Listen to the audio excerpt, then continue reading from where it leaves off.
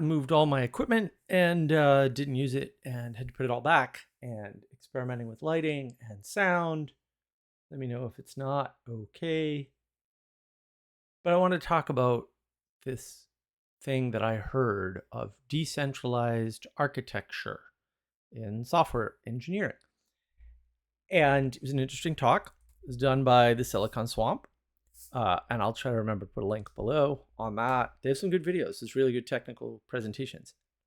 And could not possibly disagree more with everything this guy was saying about architecture. Just not only being an architect, but having learned from software architects in the 90s when software didn't break every 10 seconds like it seems to now. And I mean, a lot of this is just due to bad architecture. And so I wanted to see what I could do in terms of explaining why this matters and how to notice bad architecture. So one feature of bad architecture is just lots of bugs, right?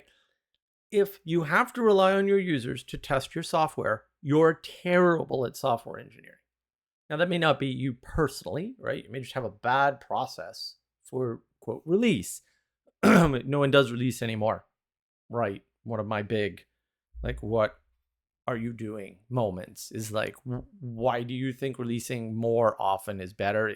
Mathematically is guaranteed to give you more bugs. Guaranteed. We'll have more bugs the more releases you do. You're better off slowing your releases down, taking the time to make sure you know what your software does and how it works and how users are interacting with it, and then releasing quality product rather than just getting the next release out and fixing bugs as quickly as possible, because all you're doing is making more bugs.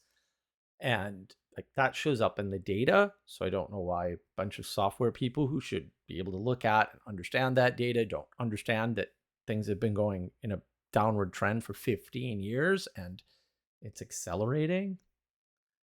And another sign of bad architecture is the inability to scale. Scaling is not free. Putting things in the cloud does not let them scale. You need to design something to operate at the scale that you're at. When your scale changes, that's not an easy thing to understand or necessarily calculate, although I would argue it can be done by really good engineers who actually know what they're doing, which are vanishingly small. I'm not, probably not you, right?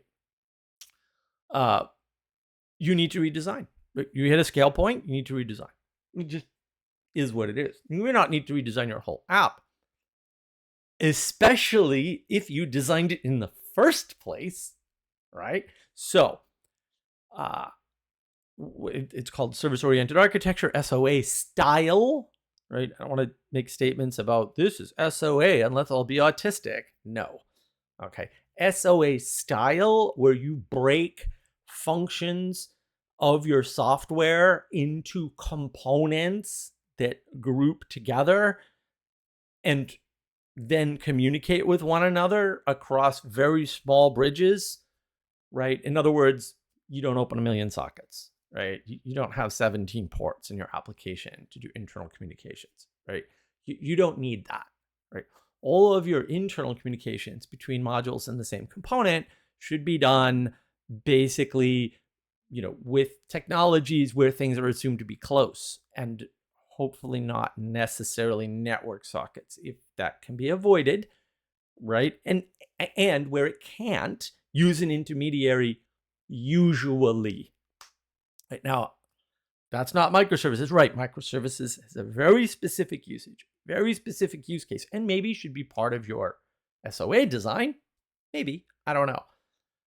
The thing that microservices solves is scalability of atomic stateless functions. You can use microservices and states, but that adds a layer of complexity where often it is better to not bother with that and instead use stateful non-microservices, service-oriented architecture, right? And handle that differently. The reason why people don't make that differentiation anymore is because they want everybody to be able to code, and small bytes of code are easy to iterate over, right? Oh, agile. That's not agile at all, but whatever. Easy for anybody to maintain. Oh, that's just a lie. That's completely incorrect, because if you make a change in a microservice layer, you don't know what you're affecting, especially if you're not a good enough engineer to deal with the code and the functionality that you should be modifying. Right? That's what creates all the bugs. Somebody makes a change in a microservice, they're an okay engineer, right? They don't understand the implications. Boom, everything blows up. Netflix knows this is why Netflix has 2 layers of microservices. They never tell you about this. Well, I shouldn't say never. They did tell you, probably didn't see it, right? There's 1 layer of microservices that only the senior engineers who've been there more than 10 years can even touch. Right. Everybody else touches front end, right? Roughly speaking. Fair. Like, front end microservices architecture, maybe your entire front end can be microservices. It doesn't sound unreasonable to me. I wouldn't do that, but like, it doesn't sound wrong. It doesn't sound like impossible or bad or anything.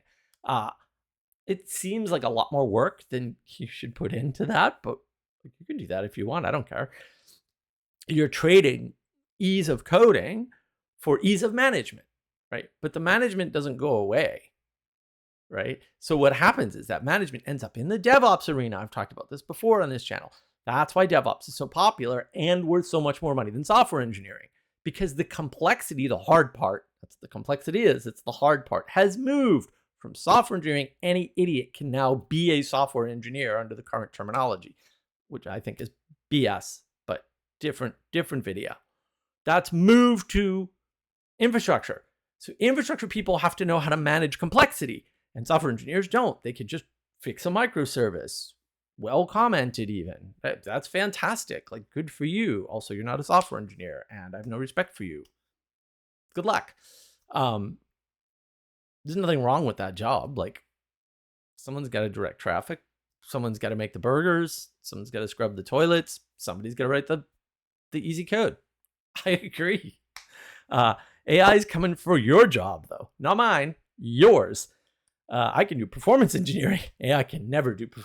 AI can't even code, but that's a different discussion. It's very good at ripping off junior and mid-tier development strategies, because there's a lot of that on the internet. Weird. Why do you think that is? Very strange. What's another way to think about architectural problems other than, we'll say, bugs and scaling problems? Well, another way is ease of feature management. Okay, so well-designed software, if you want to add a feature, because things are differentiated out, and somebody actually thought about data structures and algorithms that were going to be used by those data structures, it's a piece of cake. It's a piece of cake because you can just add it in, right? Because you're not dealing with custom data or with modified data. You're just dealing with raw data for as long as possible. And the only time you're not dealing with raw data is when you transform it and send it to something else, or you send it to something else and that thing transforms it. And that is a proper software architecture. And if you're not doing that, and most people aren't, then you're going to end up with a bunch of REST interfaces being used to transfer 5 gigabytes of data. Now, that's not an exaggeration. Like, I've seen people transferring 5 gigabytes of continuous streamed data required for an operation over a single REST call. Okay, this is obviously not the right thing to do. They didn't need to do that at all. They just weren't good software engineers, and they were trying to get stuff done with microservices. And microservices has that side effect where often you just send way more data than you need to. Right now, yes, if you design your microservices architecture correctly, like you have one designer calling the shots on who's going to transfer what, where, and why, and how, and what those services are going to be, because making random microservices is always eventually, not right away maybe, but eventually going to stray into this problem. You're going to modify the data or expect modified data, in which case you'll create another service to modify the data before you get it, right? It's just proliferation of unnecessary services, and then transfer all the data you need to the next thing, because that's an easier microservice to write, even though it's hell on the network ports, right? And maybe that doesn't matter to you, and fair enough, although fairly sure that people are charging for data ingestion and data pipe usage in the cloud. But even if they're not, it's just sloppy programming, and it slows everything down, and it makes your scale a lot smaller in your microservices. Like your microservices can't scale. You're transferring 5 gigs of data, or even a half a gig of data, or even like a few hundred megabytes of data over these REST sockets that when you don't need to, what are you doing? Like data should remain at rest until it's needed, and it should be stored centrally. It's not that hard, right? Nowadays, you have the luxury of not having to rely on databases, which is great. On the other hand, a well-designed database, nothing beats that for performance, and nothing ever will. There are technical, mathematical reasons why this is true, by the way. You can look them up. We can argue about, well, that's, 4th generation databases that do blah, blah. Irrelevant. Having structured data, well planned and well thought out, and then designing your software functionality, the actual code you write, around that structure is always superior to every other possible answer. And again, there's a mathematical proof for this out there. You can look it up. It's if you actually want to do research and actually want to learn programming, look stuff like that up. Like, where are these mathematical proofs that talk about the best way to architect software, right? Or the best way to store data, or the best way to write your data structures, or whatever, right? Or the best algorithms to use, because that's a whole, man, I can't even recommend that, because figuring out which algorithms to use is like, that's a lifetime achievement award right there. And you can get pretty close with, with not, we'll say 10 years of research, but, research and experience. But like, wow, there's a lot there. So once you sort of understand that there's a lot more, we'll say, going on, right? And that lot more going on is a good design keeps constraints that allow you to write software that's less buggy, more stable, more scalable, less in need of a change of architecture due to scaling, easier to add features to, and far easier to maintain. Right? The problem is you can't hire garbage trash developers off the street. So there's a trade. Like, maybe you have to do that. I don't know. There'd be a valid argument. You come back to me and say, look, Mark, we got to get this thing off the ground. We need an MVP. I'm like, oh, well, don't design your MVP. That's a waste of time. I mean, take a little bit of time to sort of like look it over, or better yet, hire somebody, like hire a consultant, right? At whatever an hour, $500 an hour, whatever the hell they charge.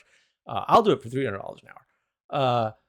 To at least give you a quick broad brush overview of like, well, you probably want to store your data like this here, and you probably want functions like this here, and you probably want to do things like differentiate your front end, which nobody ever does, but is super valuable. I used to literally program it. I probably mentioned this before. Literally program a file called GUI.c into all of my apps. Now, that wasn't necessarily a graphical user interface. It was graphical because it was curses, right? Or N curses back in the day, which was a big upgrade from curses. But I'd have a separate UI file. And so what that meant was when I'm writing my C code, I just write, pure algorithm and data structures and whatever functionality and features, into the backend. Everything was a function call, right? And then the front end files, UI.c for the command line and GUI.c for the GUI, even if it was curses over command line, because it simplifies to have your UI file and your GUI file separate, even if you're using command line. And it may not seem that way, but it does make a huge difference. And maybe nowadays it's nothing, right? I don't know. I haven't even thought about that in we'll say the modern context of software engineering, but that's how I used to do it. And then that way I could just swap out GUI files, right? And then nothing. Like the only thing I had to change the interface bindings, which nowadays you would call that an API. That's not an API, by the way, but that's what you would call it, right? So you're just making different function calls and rerunning your linker effectively, right? And you're recompiling, but who cares?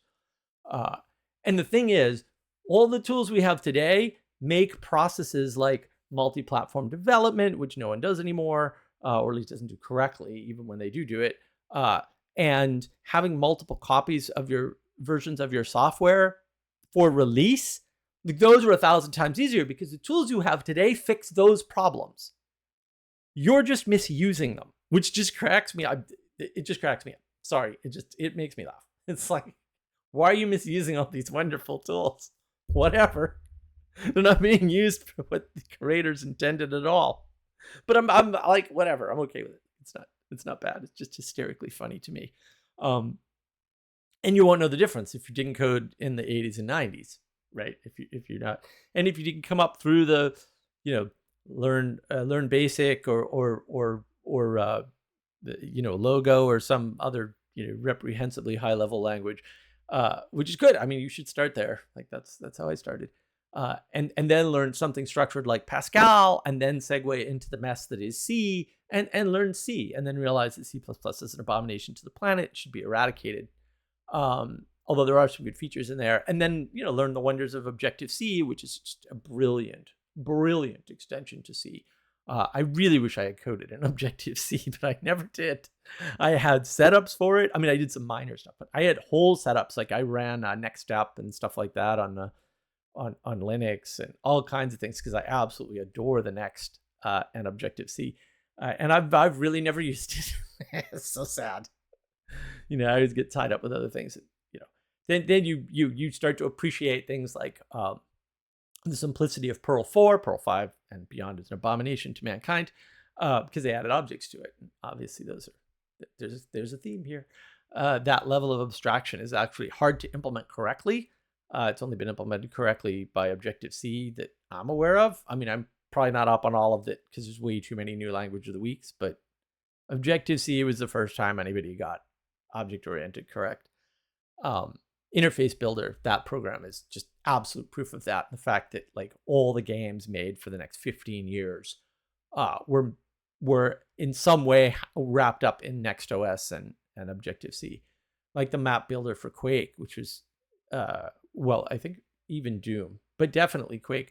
All that stuff, that was native NextOS code for years and years and years after the Next was dead. Like they were still using NextOS. I mean, my buddy actually fired up his old Next machine. I have two of them I think I have two. I might only have one. I have a color though. I have a color Next Cube. But he fired up his Next Cube and like did some map modifications for Quake World for us back in the day. I think Quake 3 was out, or maybe it was a year from being out. So they were, still active use. That map software was free and was awesome. It was way awesome. That understanding the joys of Python, once you understand how to use Python correctly, and the fact that you can go between OO and non-OO code in the same code base, like that's just cool and amazing. It's actually, Python's a really good blend. You could argue it's not the best. We could get into the whole Ruby thing. Ruby is just a split off from Python, and Ruby's too concise, even for me. And it's too hard to read. And I'm not a Ruby guy. I just fell. I was there. Like I was there at the dawn of Ruby. I just fell in the Python camp because I had been in a Python camp from 1.3 and I absolutely loved it. It prevented me from trying to write my own programming language, which was a good move on my part. Once I saw that it did spaces or tabs for code blocks, I was like, oh, well, this is the way. This is the one true way. And I've mentioned this before. The reason why is because when you format C code that way, like if you actually format C, like yourself, you can find bugs in it without reading code, which is kind of cool, actually. If you think about it, like, oh, you can find off by one errors and a corner case loop problems in C by just formatting the code without understanding a line of the code. You need to understand one line of the code, which, I'm kind of like, maybe I can make AI do this. I probably could, but I'm too lazy and I'm not gonna. I got 6 other AI projects I'm playing with. The real question is, why would you want to decentralize architecture? Why would you want to make everybody a developer? Doesn't that devalue development? Right. And it's like, if you want to make everybody a developer, if you need more developers, you think you need more developers, which is probably incorrect, by the way, you're going to have to decentralize. You're going to have to flatten things out. You're going to have to make things easier for everybody to use. You're going to have to. And so the decentralization is forced It's a type of equality doctrine. See navigating patterns for more on that stuff. It's a type of forced equality. And raising everybody up to the level of architect is not a good solution, right? The solution is re-centralize. And you see, like, this isn't a software theme. Currency is being decentralized with Bitcoin unsuccessfully, but still unsuccessfully. These guys, 15 years of correlation, and they're never going to get it. It's not uncorrelated because it can't be. That's why it's not uncorrelated. It's not going to magically decorrelate itself. It's not going to happen. Uncorrelation, the uncorrelation event is not right around the corner, guys. For any of these current so-called currencies, they're not currencies. That's part of the problem. Different video. The decentralization move, which, you know, effectively at the end of the day is actually, I hate to get all religious on this channel, but the result of the Protestant Reformation, for real. That pattern has been just corrupting everything it touches. Well, it's finally touched software engineering. I mean, not directly, but the ethos, the spirit behind decentralization as such, which, you know, to be fair, was instantiated in the beheading of the English king. See all my history videos on navigating patterns if you want to understand that argument better, because it's actually made there rather well in those videos with Adam. That has given us the idea that A, people are equal, that B, they have to be equal, that C, it's important to the way we do things, that we have more people doing these hard tasks, right? These important tasks. I have always seen, maybe I don't continue to see, but I have always seen in the past software engineering as a high value, super important, sacred, if I can use that term here, discipline. And it's not being treated that way anymore. It used to be, right? So the vestiges of it are there because people will now listen to software engineers when they say, no, I need to open this port in this container because, right. And then they create a security problem that they don't understand because they don't understand. Like, they just, nor should they. Like, I'm still a big believer in specialization. And what we've actually done, contrary to what we think we've done, is we've destroyed specialization, right? Oh, full stack developer. If such a thing exists, and I think it does actually, right? But if such a thing exists, they're not a specialist by definition. Now, that doesn't mean you can't have somebody like Matt Dillon, who wrote Dragonfly BSD, which is awesome. Wish I ran that more, but whatever. It's hard to find uses for all the cool operating systems I want to run, much less machines, since I don't have the space anymore. Those people are super rare, and maybe they're good at all the things, right? But you can't skill somebody up to being a full stack engineer, and you shouldn't. One of the plagues of nowadays is horrible UIs. The UIs are so bad. We need a new term. I don't know what it would be. Destructive software torture, maybe. I don't know. That seems to be what people are doing to me with these apps and applications now. I'm like, bro, can't you just put the button on the screen? Can't you not hide the scroll bar that I use all the time and change its behavior randomly for no reason to something that makes no sense whatsoever? That was a vestige of something that I think Emacs did this, but it was in X Windows. I didn't like it in X Windows. I don't like it in Windows 11. I don't like it on Linux. I don't like it, right? I don't like it. I want my scroll bar to go down exactly one page because that's how people read, period.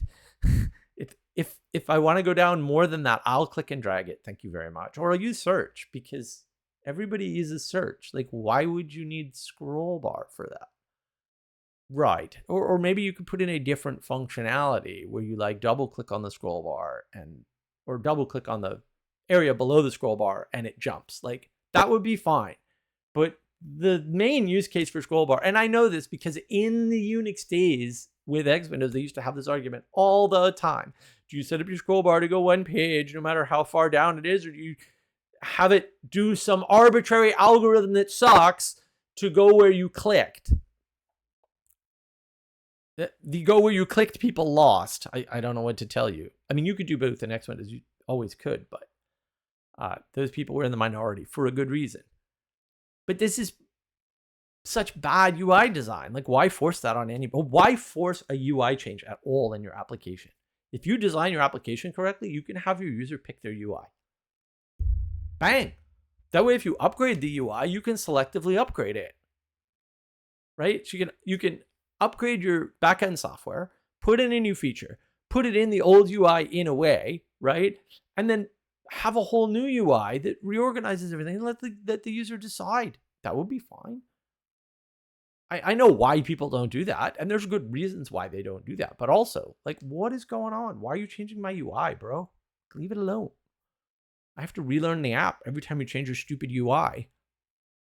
And that's how, people make mistakes and they click the wrong button. And, I'm very good at like clicking in the same way I did last 17 million times. And when I do that and it doesn't work, that's like really like, whoa, what happened? Right? Also, UIs are slow. Whew, man. Oh, I'm going to freaking fire up one of them Pentium machines and show you what a fast machine looks like, because these machines are terrible. UIs in particular are just dog slow. They're horrible, horribly slow. They're so packed full of unused code.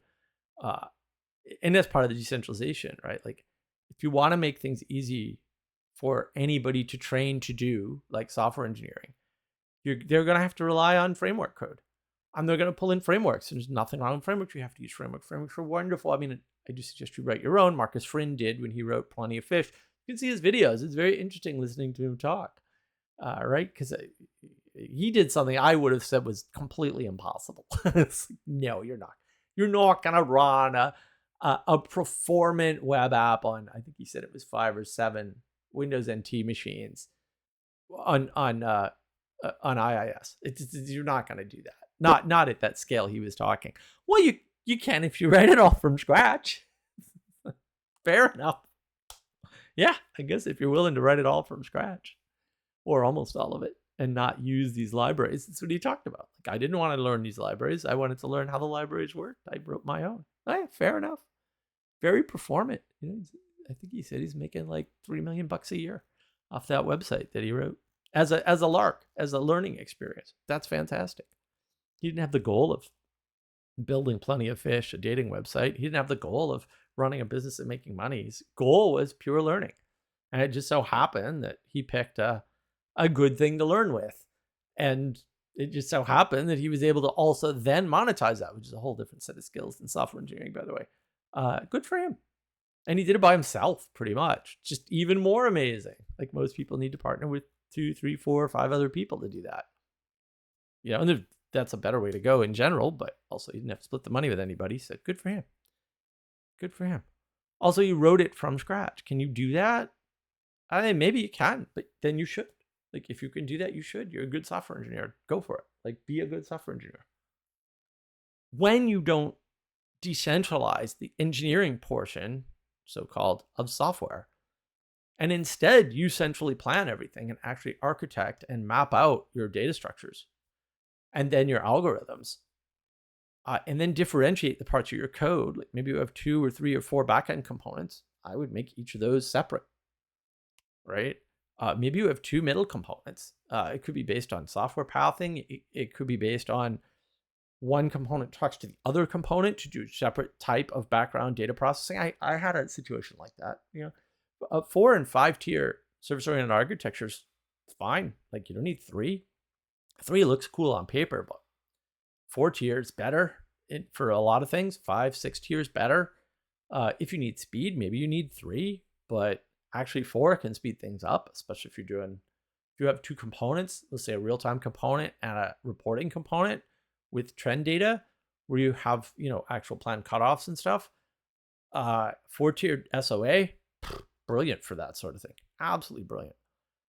Multiple UIs, right? Because you have the backend administrative UI. written in a completely different code base, and then a front-end UI simplified for your users who users want convenience. People buy convenience. Convenience stores are a thing for a reason, right? And so having separate UIs, completely separate code bases, whether they're integrated in a single dashboard, I don't like that approach, but it's okay. Like it's not a bad thing, right? But having it be separate code bases, way better, right? Because if you screw up the backend stuff, maybe that's not as important. And, you piss off the backend users and, your fellow workers come and beat you up at whatever. That's better than disturbing your customer base. Like, I'm serious. Like, it's way better than disturbing your customer base. Those people have to work with you. They'll forgive you. Your customers will just leave and you'll never see them again. Some percentage of them. And why give your customers a bad experience? Like that's not cool. That's not what they want. You give your customers a good experience, they'll be customers forever, no matter what screw ups you make. If you don't give them good experience, if you screw up your UI or change it every 10 days or whatever, then barf. And you'll notice simple interfaces win. Simple, single task, fewer features wins over more features. Having feature pathing where you don't have features you can turn on globally, we'll say, but like, oh, you're at this dashboard, you might want to turn on this view. That's much better. Those things win, right? Because they're easy to transmit to other people for free. Like if I have to go in and set up your stupid ServiceNow platform, that's a pain in the neck. It's actually technically scripting or software type engineering, right? Like that sucks. But if you have a user GUI that's already set up so that when you're in an overview dashboard, you can hit a button and change your view, and someone doesn't know about the button and I can tell them on the phone, that's great. Because then your users can train each other basically on usage. But if you have to go in there and like, oh yeah, well, you go into this window and under these settings, and that's garbage. Like people aren't going to do that. Things with expensive one-time setup are not good for users. They're fine for administrators and they're fine for power users. And you should probably have 3 approaches to your UI. A simple view, a power user view, and then a back end for the people managing things. Whether that's customers or people in your company or likely both, right? Like that's fine. Right? Because there's different functions at use. So when you have different groups of functions at use, you should have different code bases managing that. That way you're not propagating bugs unknowingly. And even if you follow those principles and keep your stupid microservices architecture, you'll reduce the number of bugs immediately. But you have to constrain what microservices do what and where they operate. That's architecture, baby. That's how it works. But if you take the time to do that, or you hire somebody to do that, with you, the sky's the limit, man. You can have a nice scalable app that just goes forever. And look, not all scaling is a function, or bad scaling is a function of bad design. Sometimes it's bad implementation. Like 90% of what I ever fixed consulting was implementation. You guys have an implementation, it's probably inconsistent, especially if it's in the cloud. The odds that your implementation are inconsistent in the cloud are basically 100%. Because it's easy to screw up that management. And you can add all the tools you want to the equation. And I just read an article recently. I think I found it on X, but I don't remember. It might have been a news article. But basically, the problem was they were using Kubernetes and everything. And the Kubernetes version in Amazon changed based on machine type. And the change was a kernel change. And one kernel had a bug. And the bug only manifested under certain extraordinarily rare conditions. And it took the guy forever to debug it. Now, I've seen other things like this before. One of my best friend, actually, he found a bug like this is such a corner case that you couldn't reproduce it easily enough. He had to set up these huge environments, and it was insane. He eventually found it, and they eventually fixed it and didn't credit him because everybody at Google and Nginx is a criminal. But basically, it's easy to get into this Well, containers solve a problem. Well, but the base OS matters. That's why your containers create a bunch of problems that you can't see, and then it's harder to debug at the end of the day. And if you don't need containers, and I guarantee you, for the most part, you don't need containers, right? Containers are great for testing, especially user level testing, the thing no one ever does anymore, where they actually compile the program or get it deployed into an environment and then run tests with clients connecting externally to a mirror environment that, usually a staging environment that looks like production and has access to production data but can't modify it. No one ever does that, right? That's where containers work, because then the works on my machine problem goes away in the right way, which is to say code to a standard. Works on my machine means you're not coding to a standard. It means there's inconsistencies in your development, in your build, and almost certainly in your deployment. You can use all the tools in the world, but they don't solve that deployment problem, because what if you're deploying in Amazon and you end up with 2 different kernel types, even though you have the same Kubernetes version? Oops, because that's what happened to this poor guy. It sounded like a nightmare to debug. I mean, actually, no, it sounded like a lot of fun to find. But I'm sick. I like to find hard problems. I thrive on that stuff. Digging in and like looking at kernel parameters and kernel versions and how things are set up and what's actually happening and doing stack traces and ridiculous things. But most people can't do that. So whatever. A lot of people think they can, and they can't. That's part of the misuse of these tools. Like, it's terrible. It's terrible. If you don't understand where these things came from, that's a problem. And if you want me to do videos about like sort of the history of where these things come from and what they were designed to do versus how we're using them now, for some things I'd have to do a little more research because brain fuzzy. There's too many years. But like, let me know in the comments. Maybe I'll do it. We'll see. These are sort of off the cuff, and I've been wanting to do about 4 videos on this channel, but things and happenings. So instead you get this. I hope you liked it. Decentralization is bad. It's hit the software industry. We're all going to die tomorrow. Maybe not, but it feels that way.